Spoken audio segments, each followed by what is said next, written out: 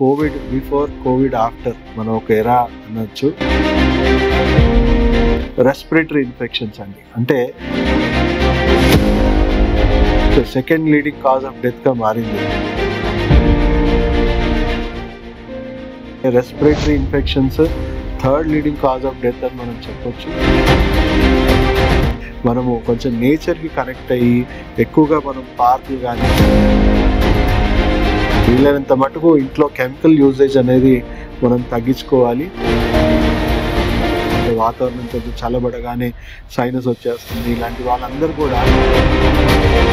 So immunity week ఉన్న వాళ్ళు అశ్వగంధ కానీ మంచి మంచి లైఫ్ స్టైల్ మనం పాటించడం వల్ల చాలా మటుకు ఈ ఇన్సిడెన్సెస్ అవాయిడ్ చేయొచ్చు. అండ్ దీన్ని అధిగమించి మనము ఈ మరణాల శాతం మనం తగ్గించుకోవచ్చు. ప్రేక్షకులకు నమస్కారం, నేను మీ డాక్టర్ పిఎస్ సాగర్. నేను acupuncture and functional rehabilitation specialist. So ఈ రోజు మనం తీసుకుంటున్న టాపిక్ వచ్చేసి రెస్పిరేటరీ ఇన్ఫెక్షన్స్ అండి. అంటే మనం చూసుకుంటే కోవిడ్ బిఫోర్ కోవిడ్ ఆఫ్టర్ మనం ఒక ఎరా అనొచ్చు. ఎందుకంటే almost second leading cause of death గా మారింది కోవిడ్ ఉన్న టైంలో. అలాగే దానికి ప్యారలల్ గా కాంపిటేటివ్ గా రెస్పిరేటరీ ఇన్ఫెక్షన్స్, అంటే రకరకాల రెస్పిరేటరీ ఇన్ఫెక్షన్స్ కూడా ఫోర్త్ లార్జెస్ట్ కిల్లర్ గా ఉండిపోయింది. సో ఇప్పటికి కూడా మనం చూసుకుంటే respiratory infections third leading cause of death అని మనం చెప్పొచ్చు. సో ఇది ఫ్లక్చుయేట్ అవుతూ ఉంటుంది, బట్ టాప్ 10లోనే ఉన్నాయి. సో ఈ రెస్పిరేటరీ ఇల్నెసెస్, రెస్పిరేటరీ ఇన్ఫెక్షన్స్ని మనము ఎలా నివారించుకోవచ్చు, ఎలా వచ్చాక ఎలాంటి వైద్యంతో మనము అద్భుతంగా ఫలితాలు పొందొచ్చు అనే విషయం మీద మనం అవగాహన కలిగిద్దాము. So first of all air pollution index రోజు రోజుకి పెరిగిపోతూ ఉంది. మీరు చూస్తున్నట్టయితే ఢిల్లీ లాంటి నగరాల్లో ఇప్పుడు శ్వాస పీల్చుకోవడం కూడా చాలా దుర్భరంగా మారిపోయింది. సో అలాగే పట్టణ ప్రాంతాలు ఎక్కడైనా కూడా చూసుకుంటే మనకి లంగ్స్ అనేవి చాలా ఆల్మోస్ట్ ఒక 30% 40% లంగ్ కెపాసిటీ తగ్గిపోయిందని చెప్పేసి అన్ని రిపోర్ట్స్ చెప్తా ఉన్నాయి. సో ఈజీగా మనకి రెస్పిరేటరీ ఇన్ఫెక్షన్స్ రావడానికి మన లంగ్స్ చాలా వీక్గా మారిపోయాయని అని చెప్పొచ్చు. సో దాన్ని నివారించుకోవడానికి ఫస్ట్ మనం ఎక్కువగా చెప్పాలి అంటే, చాలా మందికి తెలియని విషయాలు ఏంటంటే బయట కంటే మన ఇంట్లోనే ఎక్కువ ఎయిర్ పొల్యూషన్ ఉందని మనం చెప్పొచ్చు. ఎందుకంటే మనం రకరకాల పెయింట్స్ వాడుతున్నాం, సిమెంట్ లాంటి పదార్థాలతో మన కన్స్ట్రక్షన్స్ చేసుకున్నాం. సో అండ్ మనము వెంటిలేషన్ కూడా ప్రాపర్గా లేకుండా ఉండడము, ఏసీలు లాంటివి ఎన్నో వాడుతూ ఉన్నాం. సో ఎయిర్ ఇంటర్నల్గా బయట కంటే కూడా మనకి ఎక్కువగా పొల్యూషన్ ఇంట్లోనే ఉందని చెప్పే విషయం అందరూ తెలుసుకోవాలి.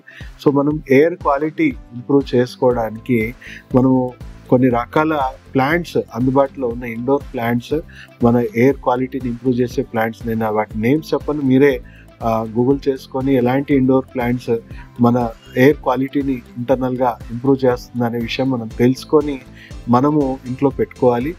సో అలాగే రకరకాల అయనైజర్స్ కానీ తర్వాత మనకి ఎయిర్ పొల్యూషన్ తగ్గించడానికి కూడా ఎన్నో పరికరాలు వచ్చాయి.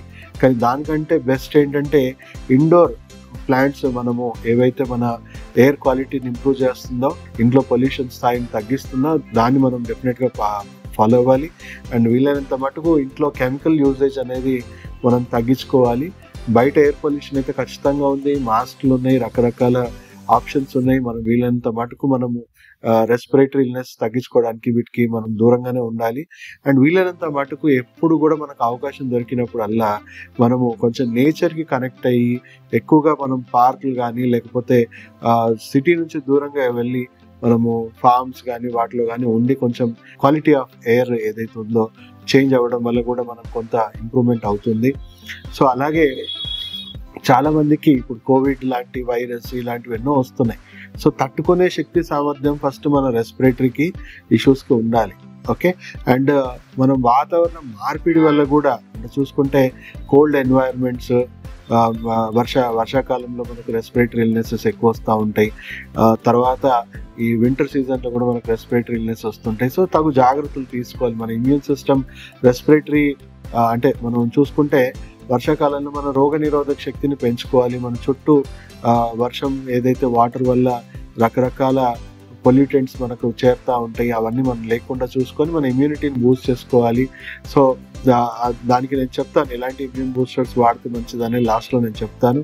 అలాగే స్పెషల్లీ వింటర్లో మాత్రం విపరీతంగా ఎక్కువ అవుతాయి. ఎందుకంటే కోల్డ్ డ్రై ఎన్వైరన్మెంట్ మనకు క్రియేట్ అవ్వడం వల్ల మనము ఆ గాలి పీల్చుకోవడం వల్ల ఈ మన రెస్పిరేటరీ బ్రాంక్యూల్స్ అన్నీ ష్రింక్ అవ్వడము, డ్రై అయిపోవడం వల్ల కూడా మనకి ఎక్కువ మందికి ప్రాబ్లమ్స్ వస్తూ ఉంటాయి. సో ఇమ్యూన్ సిస్టమ్ కూడా అందరికి ఒకేలాగా ఉండదు. ఒకరికి వీక్ ఇమ్యూన్ సిస్టమ్ ఉన్న వాళ్ళకి ఈజీగా ఇన్ఫెక్షన్స్ ప్రోన్ అవుతూ ఉంటారు. నార్మల్ ఇమ్యూన్ సిస్టమ్ ఉన్న వాళ్ళకి ఎలాంటి ప్రాబ్లం ఉండదు. వాళ్ళ బాడీకి కరోనా వచ్చినా ఏదొచ్చినా వాళ్ళ నుంచి ఇంకొకరికి స్ప్రెడ్ అవ్వడమే కానీ వాళ్ళకి ఎలాంటి ప్రాబ్లం ఉండదు. సో అందరికి కూడా బ్యాలెన్స్డ్ ఇమ్యూనిటీ డెవలప్ చేసుకోవడానికి మనం అందరం కూడా కృషి చేయాలి. తర్వాత ఆటో ఇమ్యూన్ సిస్టమ్ ఉన్న వాళ్ళకి అతి ప్రమాదకరంగా అని చెప్పొచ్చు. ఎందుకంటే వాళ్ళకి ఆస్తమా కానీ బ్రీతింగ్ డిఫికల్టీ ఇలాంటివి ఉన్న వాళ్ళకి అదే టైంలో వైరస్ బ్యాక్టీరియా వెళ్ళింది అనుకోండి, ఇమ్యూన్ సిస్టమే డ్యామేజ్ వస్తుంది. అది చెప్పాలి అంటే కోవిడ్ టైంలో ఎక్కువ మందిని దాదాపు 80-90% జనాల్ని చంపింది కరోనా కాదండి, ఆటో ఇమ్యూన్ డిసార్డర్స్ వల్లనే వాళ్ళ లంగ్స్ ఆర్గన్ డ్యామేజెస్ అనేవి జరిగి వాళ్ళు మరణాల శాతం పెరిగిపోయింది.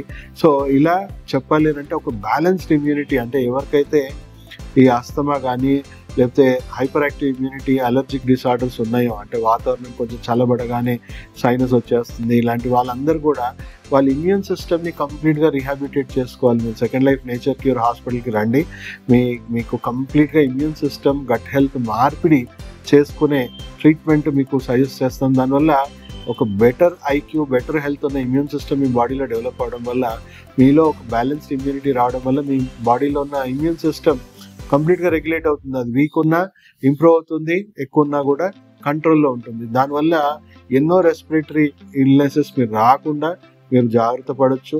అండ్ మీరు ఇంట్లో తీసుకోవాల్సిన ప్రికాషన్స్ కూడా ఆల్రెడీ చెప్పాం కదా, ఎయిర్ క్వాలిటీని వీటిని మనం ఇంప్రూవ్ చేసుకోవాలి. ఆబ్వియస్లీ ఇప్పుడు పొల్యూషన్ అంటే అందరం ఇప్పుడు సస్టైనబుల్ గోల్స్ వైపు వెళ్తా ఉన్నాం యునైటెడ్ నేషన్స్ ఇచ్చిన పిలుపు ప్రకారం. సో అన్ని రకాల పొల్యూషన్ ఏవైతే ఉన్నాయో మన ఆహారంలో కానీ, మనకి ఇండస్ట్రియల్ పొల్యూషన్ కానీ, మన కార్లు బైక్స్ అన్నిట్లో కూడా ఎలక్ట్రిక్ కానీ సస్టైనబుల్ వైపు మనం అందరం మలుతా ఉన్నాము. ఆర్గానిక్ ఫార్మింగ్ ఇవన్నీ కూడా మనము మొదలు పెడతా ఉన్నాం. సో ఒక దశాబ్దం అందరం కృషి చేస్తారే కానీ మనం వీటన్నిటిని మనము అధిగమించలేము. సో అప్పటి వరకు మాత్రం మనము something is better than nothing లాగా మన ఇంట్లోనే మనం కొన్ని చర్యలు తీసుకొని మన ఎయిర్ క్వాలిటీని మనం ఇంప్రూవ్ చేసుకొని, మనకు ఆల్రెడీ రెస్పిరేటరీ ఇల్నెసెస్ ఆల్రెడీ ఉన్న వాళ్ళకి సరైన వైద్యం తీసుకొని మనం చేసుకోవచ్చు.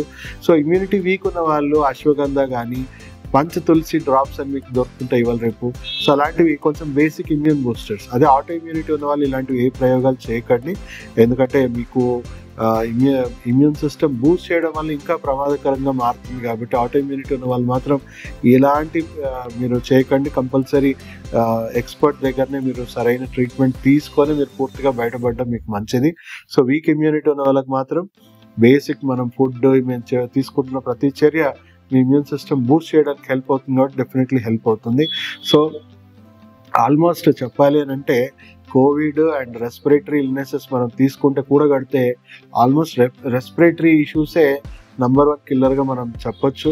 సో రోజు రోజుకి పొల్యూషన్ ప్రమాదకర స్థాయిలో పెరుగుతూ ఉంది కాబట్టి దానికి కౌంటర్గా మనం కూడా కొన్ని చర్యలు మనం పాటించి, అండ్ ఇప్పటికి కూడా ఎయిర్ క్వాలిటీ వైజ్ చూసుకుంటే మనం అర్లీ మార్నింగ్ లేస్తే ఎయిర్ క్వాలిటీ ఇప్పుడు కూడా పాడవలేదు.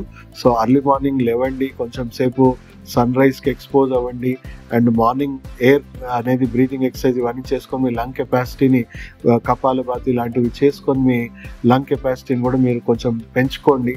సో ఇవన్నీ మంచి మంచి లైఫ్ స్టైల్ మనం పాటించడం వల్ల చాలా మటుకు మనం ఈ ఇన్సిడెన్సెస్ అవాయిడ్ చేయొచ్చు. అండ్ దీన్ని అధిగమించి మనము ఈ మరణాల శాతం మనం తగ్గించుకోవచ్చు. సో దయచేసి ప్రతి ఒక్కరి ఇంట్లో ఎవరికో ఒకరికి రెస్పిరేటరీ ఇష్యూస్ ఉన్నాయి. సో ప్రతి ఒక్కరికి అవేర్నెస్ వీడియో ప్రతి ఒక్కరికి ఇంటికి చేర్చండి, ప్రతి ఒక్కరికి అవగాహన కలిగించండి. దానివల్ల ఎన్నో ప్రాణాలు మనం కాపాడిన వాళ్ళం అవుతాం. సో దయచేసి ఈ వీడియోని ప్రతి ఒక్కరికి షేర్ చేయాలని కోరుకుంటూ సెలవు తీసుకుంటూ మీ డాక్టర్ సాగర్.